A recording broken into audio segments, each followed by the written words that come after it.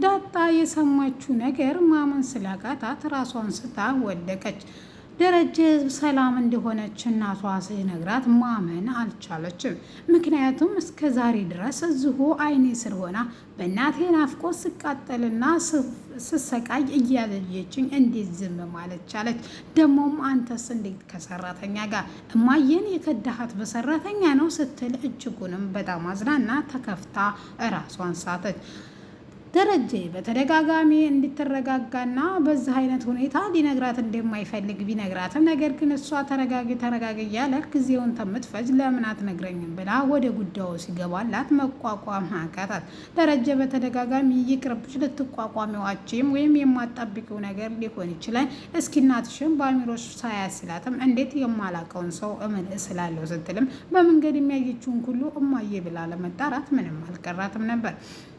አሰላሙ አለይኩም ወራህመቱላሂ ወበረካቱ። ድና የተከበራችሁ የቻናላችን ቤተሰቦች እንዴት አደራችሁ? እንዴት ዋላችሁ?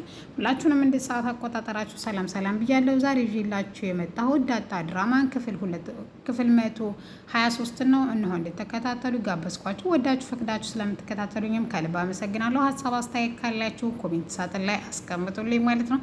ደረጀ የማይነጋ የለም። ሌሊቱ ከነጋ በኋላ መኪናውን አስነስቶ ዳጣዬን ይዞ ከቤት ይወጣል። ማርቲ እንደተለመደ ወደ ቃሊቲ ፕሮግራም ያላት ሲሆን ደረጀን ስትፈልገው ኤቢ እንደሌለ ቤት ውስጥ ትነግራታለች። የት ሄዶ ነው ስትልም ከዳጣ ጋር እንደወጡ ስትነን፣ አንዳንድ ጊዜ ደግሞ የዋህ መሆን ያበዛዋል። ለልጆቹ የማያደርገውን ለሰው ልጅ ምን ያስቃብጣል? ምክንያቱም ትናንትና ልደቷ በስነ ስርዓት ቤት ውስጥ ተከበረላት። አልፎም ተርፎም ደሞም ውጭ ማታ አዝናናት። በቂ ነው። ከዚህ በላይ ድንበር ባይታለፍ ጥሩ ነው። እኔ ቀንቼ ወይም እንደዚህ እንዲያደርግላት ስላልፈለኩ ሳይሆን ነገርየው በልክ እንዲሆን ስለፈለኩ ነው በማለት ትነግራታለች። ኤቢም በቃ አትዘኝ ባባቢም በቃ ከኔ ጋር መሄድን ተፈለግሽ እንሄድ ስትላትም እሷ ግን ፈጽሞ ከሱ ጋር ነበር ያሰብኩን፣ ነገር ግን ካተሳካ ሰላምዬን ለምን ሄድን ሰርፕራይዝ አናደርጋትም ስትልም ኤቢም በፈጠነ በማለት እኔም የሰላምዬ ላይ በጣም ናፍቆኛል ለምን አንሄድም ስትልም በቃ ካልሽማን በማለት ትንሽ ሳይቆዩ ልብሷን ለባብሳ ኤቢ ተዘጋጅተው ከቤት ሲወጡም ዛሬ እንግዲህ ገዜ አንተና ለዛ ብቻ ናችሁና ቤቱን ጠብቁ፣ ማንም ሰው የለም። ውሃዬም ከትምህርት ቤት ስትመጣ ተዳረግ በማለት ስትል እንደውም ነገርየው ከለዛ ጋር የተገናኘውን ገዜ ይህን በሰማበት በጣም ደስተኛ ሆኖ ለዛን በባዶ ቤት ማግኘቱ እጅጉንም ማስደስቶታል። እሷም በጣም በደስታ ማለቴ ደስ ብሏታል። ነገር ግን እንደሱ አይሆንም።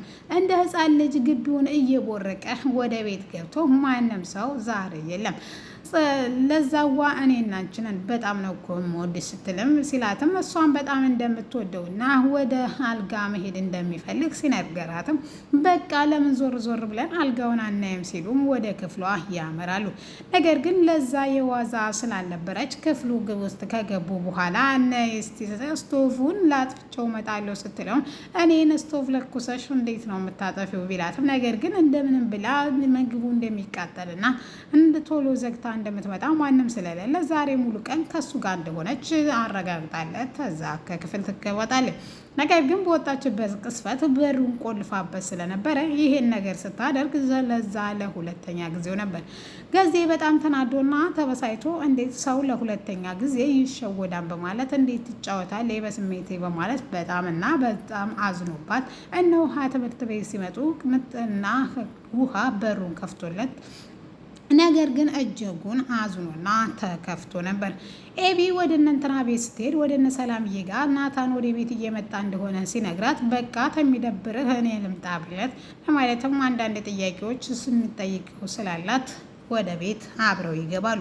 ሳሎንም ላይ ቁጭ ብለው ጥያቄ ልጠይቅ ይፈልጋሉ። ነገሮችን ግን እንዳመለካከተ ወይም በቃ ቅን በሆነ ነገር እንድትመልስልኝ እውነቱን እፈልጋለሁ ስትለውም እሱም ጥያቄሽን መቀጠል እንደሚችል ስነግራት ናታንም እንግዲህ ማን ማለት ተወደኛለህ ወይም ከኔ ምንን ነው የምትወደው ሰው ምን አይነት ጥያቄ ነው ስል በቃ እኔ ልጠይቅህ እኔ ልመልስልህ ከአንተ የምወደው ጥሩ አመለካከትህና ሰው አክባሪነትን ታናሽ ታላቅ ሳትል ብቻ ትትና እሱን እወድልሃለሁ ስትልም እንግዲህ ናታንም ቀጠል አድርጎ በአቋምሽ እኔ በጣም ነው ደስ የሚለኝ። አንድ ሰው በአቋሙ ጸንቶ እስከ መጨረሻው ድረስ እስከ ጥግ ድረስ የሚሄድ ሰው ያኮራኛል፣ ያጽናናኛል ወይም ያስደስተኛል ሲል፣ ነገር ግን በአቋም ስልሽ መልክሽን ወይም ፊዚካልሽን ሳይሆን ያኔ ላመንሽበት ነገር የምትከፍሉ ነገር ዋጋ በጣም ያስገርመኛል ሲልም ትወደኛለህ ስትለውም ባልወድሽም አልጠላሽም፣ እኔ እወድሻለሁ ነገር ግን አላፈቅርሽም ሲላትም ነገር ግን ጥያቄ አለኝ እኔ በፊት እንደምትወደኝና እንዲሁም አስቸጋሪ ጸባይ ስለነበረኝና መቅረብ እንደማትፈልግ ጠንቅቄ ነው ማቀው። ዳጣ ግን እኔ እህቷ መሆኗን እያወቀች ብላም ደግሞ እንደማፈቅረው እያወቀች እንደማፈቅረህ እያወቀች አፈቀረችህ። ስለዚህ እኔ እንዳልከው ያመንኩበት ድረስ ጥግ ድረስ እንደሚሄድ ራስ መስክረሃል። ስለዚህ አንተ የኔ እስከምኮን የኔ ሀቅ ነህ። መጀመሪያ የወደድኩህ እኔ ነኝ። ስለዚህ አንተ የኔና የኔ ብቻ ነህ በማለት ዛቻ ጭምር ትሰጠዋለች።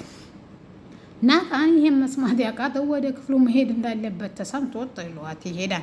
ደረጀ ለእንትናን በግድ አረጋግቶና መንገድ ላይ በጣም እያስቸገረችው መጀመሪያ ሰላም ጠይቀን ወደ እናትሽ ጋር እንሄዳለን በማለት ሰላምዬ ጋር ይገባሉ። ሰላምታ ከቀረበው በኋላ ሰላምዬን እንግዲህ እናቴን ላያት ነው ከስንት ዓመት በኋላ ሰው እማዬ ብሎ ሲጠራ በጣም ነበር የምቀናው። ነገር ግን አሁን እናቴ ብዬ እማዬ ብዬ የምጠራው ሰው ሊኖረኝ ነው መሸሸጋና ማማክረው እንዲሁም በቃ ብዙ ነገር እያለ ደስታውን መቆጣጠር ያቃታት ዳጣ ተረጋጊና ሁሉንም ነገር ንገር ሲሏትም ነገር ግን እሷ እዚህ ምን እንደሚሰሩና ለምን እንደማይሄዱ ስትነግራትም ልጁንም አታየውም ስትላት ፈጽሞ ማየት አልፈልግም፣ ዛሬ አይኖቼ የሚያዩት እናቴን ብቻ ነው፣ ከዛ ውጭ አያዩም በማለት ትመልስላቸዋለች። በቃ ከእንግዲህ ወዲያ እኔ ጋሽ አልቻልኩም ልነግራት ነው ስል በዚህ ሁኔታ ልትነግሪያት አይገባም። ስለዚህ ተረጋጊ። በቃ እናትሽ እዚህ ቤት ነው ያለችው። ስለዚህ ተደብቃ ነው። የት ናት? እስቲ ፈልጓት። ሰርፕራይዝ ልታደርጉኝ ነው? ብቻ የቀን ቅዠት የሚመስል ብዙ ነገሮች ትለፈልፋለች። በዛ ቅስፈት ግን በሩ ይንኳኳል። ነገር ግን በሩ በተንኳኳ ጊዜ ሰላምዬ የሚል ድምፅ፣ የማርታ ድምፅ ያቃጭላል። ደረጀ ይሄን የሰማው ምን ማድረግ እንዳለበት ግራ የገባው ጋሼ ወደ ኩሽና ገብታ ተደበቅ በማለት ኩሽና ገብቶ ይደበቃል። ለዳጣ ግራ የገባን ነገር አባዬ ለምንድን ነው እማዬ ሰላምዬ ጋር እንዳይጠይቅ የምትከለክለው? ለምን ተደበቀ? በማለት ነገር ግን ልጅቷ ፈጣንና በሳለም ስለነበረች በቅስፈት ቤት ውስጥ ከላይ ቆይማን አንቺ ለምንድን ነው ከቤት ውስጥ ወደዚህ ቤት እያመድላሽ ያለሽው? የራስ ምግብ እኮ ለምደሽ አልቻላልሽ ብትላትም ሀውም እትዬ ወይም ማየ እንደዛ እኮ ነው በማለት ለማንኛውም አሁን የመጣሽው ልንወጣ ስንለው ክትባት ስላለው ልንወጣ 1 ደቂቃ ሲቀረን ነው ስትልም በጣም እየተርበተበተች ስለነበረ በቃ እንደዛ ከሆነ ለምን አንሄድም ብላ ታማራ ስትልም ነገር ግን ልጁን ህዙ ይጠብቀን ስትል ብቻ ስለተጣደፈች እና ደግሞም እናቷን ለማየት እነሱን አስወጥታ ያላት ችኩል ብዙ ነገር እንዲዘባረቅ አድርጓታል። ሰላምዬ በስስትና ዛሬ እናቷ እንደሆነች ብትነግራት ባንደበቷና እንደ ወትዬ ባትመጣና ሁሉም ነገር ቢፍረጠረ ደስ ቢላትም ነገር ግን ጋሼን ከዚህ ጉድ ለማውጣት ወይም ደረጀን ከዚህ ጉድ ለማውጣት ያላቸው አማራጭ ይሄ ነበረ። እንደምንም ብለው ሰላምዬና እትዬ ወይም ሲወጡ ከዛ ተቤት ማርቲ ማለት ነው ወደ ክትባቱ የ3 ወር ክትባት እንዳለው ስትነግራትም እንደወጡም ደረጀና ዳጣ ከዛ ተቤት ይወጣሉ። በቅጽበትም ቶሎ ብሎ ወደ ቢሮ ይወስዳታል። ኧረ አባዬ ለምንድን ነው እንደዚህ የምታጓጓኝ? እንደዚህ በነፍስ የምትጫወተው? አባዬ እኔ እኮ እናቴን እፈልጋታለሁ። እኔ ምንም አላስቸግራትም፣ ምንም አልጠይቃትም። በቃ አባዬ እኔ እናቴን እፈልጋለሁ በማለት ብዙ ነገር ትናገራለች። አንድ ቀን ከዕለታት አንድ ቀን የእናትሽ ቁንጅና በእርግጥም በማለቴ በመልካምነት ወይም በጥሩ ስሜ ኮኜ የእናትሽ ውበት አጓጉቶ ነበረ። ከዛም ከሰላምዬ ጋር አንድ ቀን በመጠጥ ምክንያት ተሳስቼ ወደኩ። ከዛም ከወደኩበት ቀን ጀምሮ ማርታዬ ለ1 ዓመት ወደ ውጭ ሀገር ለትምህርት ሄዳ ነበረ። ሰላምዬም ከ3 ወር በኋላ ስትመረመር ሴት ልጅ እርጉዝ እንደሆነ ተነገረች።